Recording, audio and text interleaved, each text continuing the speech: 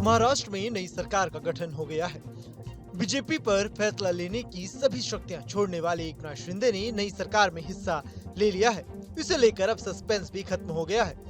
देवेंद्र फडणवीस ने एक तरफ सीएम पद की शपथ ली तो दूसरी तरफ अजित पवार और एकनाथ शिंदे ने डिप्टी सीएम पद की।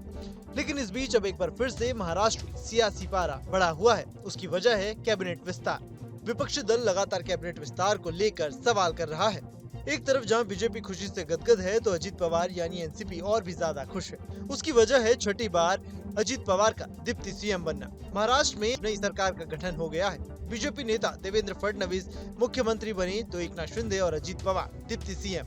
लेकिन अब तक कैबिनेट को लेकर तस्वीर साफ नहीं हो पाई है। हालांकि बताया जा रहा है कि जल्द ही नामों का ऐलान किया जा सकता है। हालांकि इस बार अनोखा ये है कि महाराष्ट्र में सबसे ज्यादा उप मुख्यमंत्री पद की शपथ लेने वाले नेता के तौर पर अजित पवार के नाम एक नया रिकॉर्ड भी दर्ज हो गया।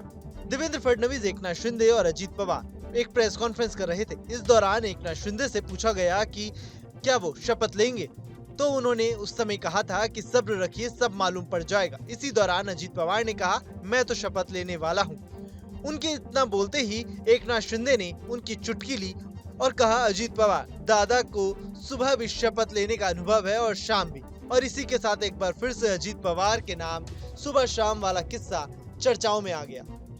उसकी वजह क्या है वो हम आपको बताते हैं। एकनाथ शिंदे साल 2019 के उस समय की बात कर रहे थे जब अजित पवार ने देवेंद्र फडणवीस के साथ राजभवन में सुबह सुबह शपथ ले ली थी। लेकिन फडणवीस पवार सरकार केवल 3 दिन ही चल पाई, क्योंकि पवार एनसीपी के पर्याप्त विधायकों का समर्थन पाने में ही विफल रहे थे। उस समय एनसीपी के अध्यक्ष शरद पवार थे।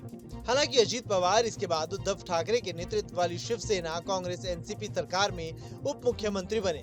शिंदे की बगावत के कारण ठाकरे सरकार गिरने के बाद अजित पवार एक बार फिर से सबको चौंकाते हुए शिंदे के नेतृत्व वाली सरकार में उप मुख्यमंत्री बने। साल 2014 से पहले कांग्रेस एनसीपी गठबंधन की 15 साल तक चली सरकार के दौरान अजित पवार 2 बार उप मुख्यमंत्री रहे थे। हालांकि मुख्यमंत्री का पद हमेशा उनसे दूर रहा है, लेकिन डिप्टी सीएम वो कई बार बन चुके हैं। 2024 के चुनाव की बात करें तो महाराष्ट्र में 20 नवंबर को हुए चुनाव में बीजेपी ने राज्य की 288 विधानसभा सीटों में से 132 पर जीत हासिल की थी, जो राज्य में उसका अब तक का सर्वश्रेष्ठ प्रदर्शन माना गया है। महायुति गठबंधन के पास 230 सीटों के साथ बहुमत है और यही वजह है कि अजित पवार एक बार फिर से यानी छठी बार महाराष्ट्र के डिप्टी सीएम का पद संभाल चुके हैं। Bureau report, news nation. News nation अब व्हाट्सएप पर खबरों के ताजा अपडेट के लिए न्यूज नेशन के इस क्यूआर कोड को स्कैन करें।